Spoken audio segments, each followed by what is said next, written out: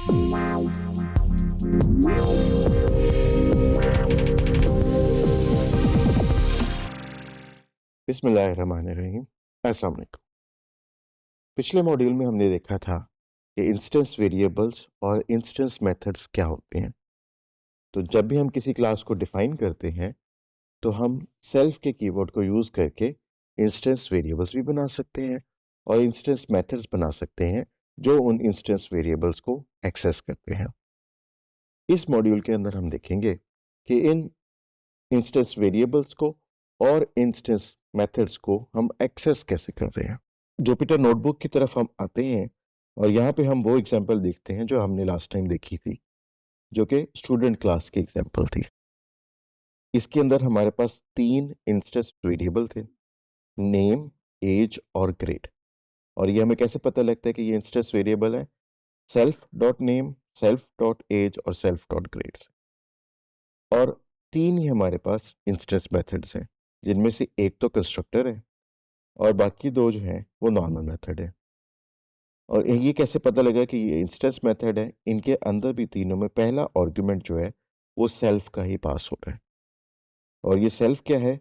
ये वो ऑब्जेक्ट है जिसके ऊपर ये मेथड कॉल होगा। तो हम इससे आगे चलते हैं और हम इस क्लास के 2 ऑब्जेक्ट्स बनाते हैं। तो पहले हम क्लास वाले सेट को एग्जीक्यूट कर लेते हैं। इससे हमारी स्टूडेंट क्लास का टेम्पलेट कॉल हो गया और पाइथन को इस टेम्पलेट से फेमिलियरिटी हो गई। अब नेक्स्ट एग्जांपल में हमने 2 ऑब्जेक्ट बनाए हैं स्टूडेंट क्लास के। एक का नाम है स्टूडेंट 1 और एक का नाम है स्टूडेंट 2। और इनके अंदर हम तीनों एट्रीब्यूट सेट कर रहे हैं, नेम, एज और ग्रेड। पहले स्टूडेंट का नाम अली है, एज 16 है और ग्रेड 10th है। दूसरे स्टूडेंट का नाम सारा है, एज 14 है और ग्रेड 8th है। इस सेल को हम एग्जीक्यूट करते हैं तो हमारे पास अब 2 ऑब्जेक्ट्स क्रिएट हो चुके हैं, स्टूडेंट 1 और स्टूडेंट 2 के नाम से। और इनके एट्रीब्यूट्स भी हम सेट कर चुके हैं। अब नेक्स्ट हम क्या करेंगे कि इनके इंस्टेंस वेरिएबल्स को एक्सेस करेंगे और उनको प्रिंट करवाएंगे। तो यहाँ पे आप इस एग्जांपल में देख सकते हो कि हमने प्रिंट किया स्टूडेंट 1 डॉट नेम को। तो यहाँ पे जो वेरिएबल जो कि उस क्लास का एट्रीब्यूट है वो कौन सा कॉल होगा? जो इंस्टेंस वेरिएबल है। सिमिलरली हमने स्टूडेंट 2 के ग्रेड इंस्टेंस वेरिएबल को भी एक्सेस किया। इस कोड सेल को हम एग्जीक्यूट करते हैं तो स्टूडेंट 1 का नाम जो प्रिंट हुआ है वो है अली और स्टूडेंट 2 का जो ग्रेड प्रिंट हुआ है वो है 8th। और ये हम ऊपर ऑब्जेक्ट बनाते हुए देख सकते हैं कि हमने स्टूडेंट 1 का नेम अली सेट किया और स्टूडेंट 2 का ग्रेड 8th सेट किया। तो ये तरीका है कि हम इंस्टेंस मेथड के जरिए से इंस्टेंस वेरिएबल्स को एक्सेस कैसे कर सकते हैं। इसकी मजीद प्रैक्टिस के लिए हम कॉल करते हैं इसके मेथड्स को। तो हमारे पास 2 एग्जांपल्स हैं।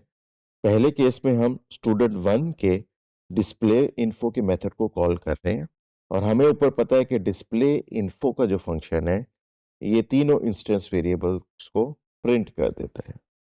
तो दूसरी एग्जांपल में हम स्टूडेंट 1 के मेथड इज एलिजिबल को कॉल कर रहे हैं और इस मेथड के अंदर हमारे पास इफ एल्स की एक कंडीशन है कि अगर एज 15 से बड़ी होती है तो हम डिक्लेयर कर देते हैं कि ये student is eligible for admission, और अगर एज 15 से कम होती है तो हम डिक्लेयर करते हैं कि student is not eligible for admission.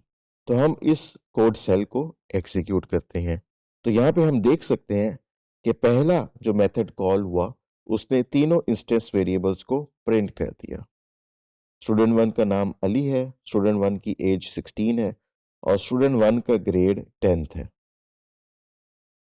उसके बाद जो सेकेंड मेथड था इज एलिजिबल वो कॉल हुआ और उसने एज को चेक किया कि 15 से ज्यादा है या कम। तो एज चूंकि 15 से ऊपर थी तो उसने प्रिंट कर दिया Ali is eligible for admission. तो इस कोड सेगमेंट में हमने देखा कि हम किस तरह से इंस्टेंट मेथड्स को कॉल करके इंस्टेंस वेरिएबल्स को एक्सेस कर सकते हैं। मजीद एग्जांपल देखते हैं जिसमें अब हम स्टूडेंट 2 के ऊपर मेथड्स कॉल करने लगे हैं। सेम दोनों मेथड्स को हम स्टूडेंट 2 पर भी कॉल कर लेते हैं, जिसमें पहला मेथड जो है वो इंफॉर्मेशन डिस्प्ले कर देगा और सेकंड मेथड जो है वो स्टूडेंट की एलिजिबिलिटी चेक कर लेगा फॉर एडमिशन। इस कोड सेल को हम जब एग्जीक्यूट करते हैं तो सेकंड स्टूडेंट की हमारे पास इंफॉर्मेशन प्रिंट हो गई, नेम सारा, एज 14 और ग्रेड 8। और फिर हमने उसकी एलिजिबिलिटी को भी चेक कर लिया, जिससे हमें पता लगा कि सारा is not eligible for admission. वो एडमिशन के लिए एलिजिबल क्यों नहीं है? क्योंकि उसकी एज 15 से कम है। तो इस मॉड्यूल में हमने देखा कि हम इंस्टेंस वेरिएबल्स को एक्सेस कैसे कर सकते हैं और इंस्टेंस मेथड्स को कॉल कैसे कर सकते हैं।